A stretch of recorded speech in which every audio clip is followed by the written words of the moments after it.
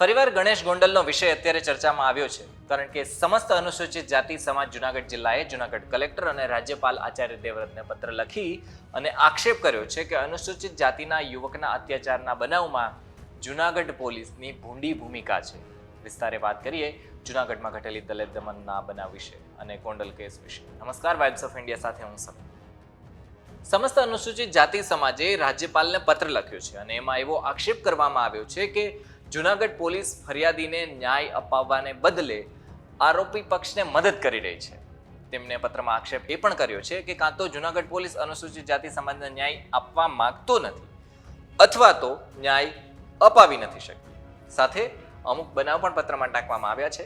કહેવામાં એવું આવ્યું છે કે 30/7/2022ના જુનાગઢના મેંદરડાના ખીજડીયા ગામે અનુસૂચિત જાતિના એક વ્યક્તિ છે જેમનું નામ છે જયસુખભાઈ, એમની હત્યા કરી દેવામાં આવી હતી. 3 વર્ષ પછી પણ પોલીસે હજુ સુધી કંઈ કર્યું નથી.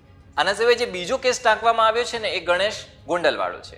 લખવામાં એવું આવ્યું છે કે રાજુ સોલંકીના પુત્ર સંજય સોલંકીને ગોંડલના ધારાસભ્ય અને પૂર્વ ધારાસભ્યના પુત્ર એટલે કે ગણેશ ગોંડલે અપહરણ કરી માર માર્યો હતો. પણ પોલીસે હજુ પણ બાકી જે 3 આરોપી છે ને એને પકડ્યા જ નથી, એમને અટકાયત કરી જ નથી, હથિયાર પણ કબજે નથી કર્યા. કુલ 14 આરોપી થાય છે, એમાંથી 11 જ પકડ્યા છે. દાવો એવો પણ કરવામાં આવ્યો છે કે આરોપી કાયદાની ચંગુલમાંથી છૂટી જાય એવું વ્યવસ્થિત રીતના જુનાગઢ પોલીસે આયોજન કર્યું છે. એવી રીતના આ પત્રમાં લખવામાં આવ્યું છે. પછી માગ રાખવામાં આવી છે કે ગણેશ ગોંડલ અને દલિત મારનો જે કેસ છે એ ફાસ્ટ ટ્રેક કેસ કોર્ટમાં ચલાવવામાં આવે. આ સિવાય ગુજસીટોક અને ગુનાહિત કાવતરાની કલમ 120B એનો ઉમેરો કરવામાં આવે. હવે આ બધું થશે કે કેમ એ તો જોવાનું રહેશે. અનુસૂચિત જાતિ સમાજની માગ છે સ્વીકારવામાં આવશે કે નહીં, કે જુનાગઢ પોલીસ અને ગુજરાતની અનુસૂચિત જાતિના સમાજના લોકોનું હવે આગળ શું થશે આ વિવાદને લઈ અને જોવાનું રહેશે.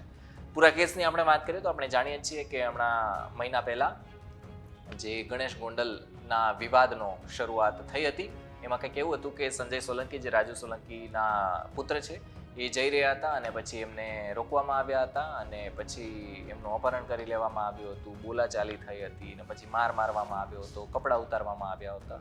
અને આ બનાવની બાકીની વિગત તો ગુજરાતના લોકમુખે છે એટલે સૌ બધા જાણે છે. હવે કેસમાં આગળ શું થશે તો જોવાનું રહેશે. ધન્યવાદ.